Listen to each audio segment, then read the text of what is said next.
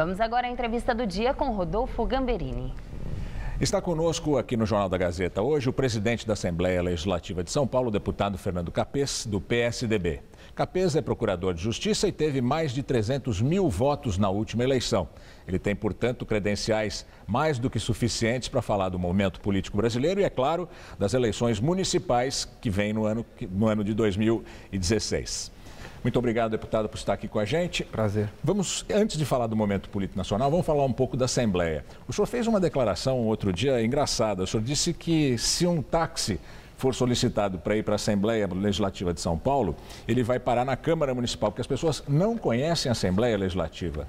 Olha, é isso? É lamentável. Uma recente pesquisa mostrou que só 2% da população sabe o que é uma Assembleia Legislativa, que é o poder legislativo estadual onde estão os deputados. Isso aí é por causa da competência extremamente restrita que a Constituição delegou aos estados para fazer leis, para legislar. E nós precisamos mudar essa situação. Como muda?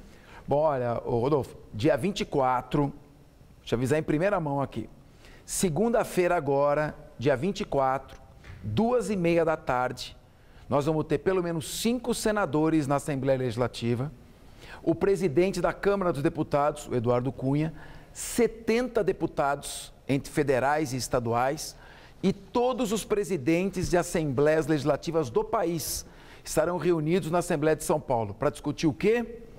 O fim dessa concentração de competências com a União.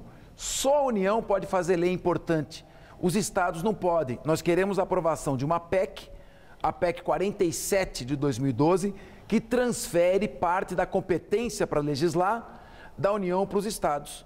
Pra você ter uma ideia, um inquérito policial em São Paulo tramita do mesmo modo, com o mesmo procedimento que o inquérito policial em Roraima. Ou seja, um país com dimensões continentais tem uma lei federal regulando tudo. Nós queremos é que o país não seja uma federação de mentira, em que a União, somente a União possa legislar e que a União retenha 70% da receita tributária, passe 25% para os estados e uma miséria de 5% para os municípios. Então, é isso que tem que mudar. Deputado, na abertura, como para recebê-lo aqui, eu disse que o senhor teve 306 mil votos. 306.268. O senhor não vai esquecer esse número. Não pode esquecer de ninguém. Isso credencia para ser, no mínimo, um razoável analista do momento político brasileiro. O que o senhor está achando que está acontecendo no país? Bom, para repetir aquilo que todos já sabem, né? Nós vivemos uma crise ética relacionada à moralidade administrativa, uma crise política e uma grave crise econômica. Essas 3 crises redundam numa só, que é uma crise de liderança. Infelizmente, a presidente perdeu ou está perdendo a capacidade de comandar o país.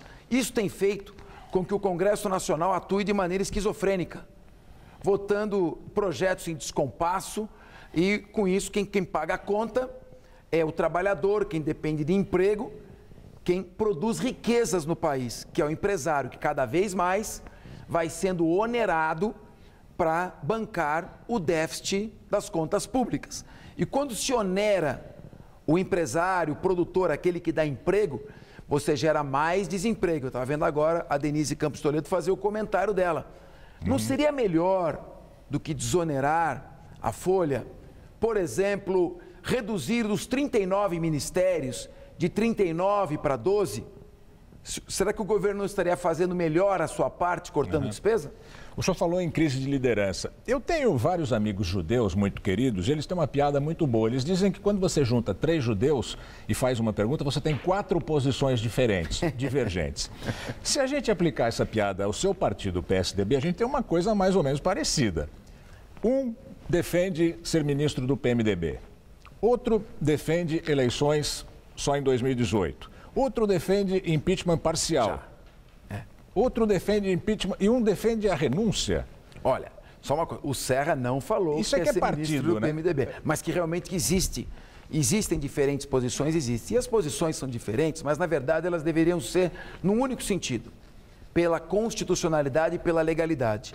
A lei de responsabilidade, a lei 1079 de 1950 diz: é crime de responsabilidade atentar contra a lei orçamentária e a probidade.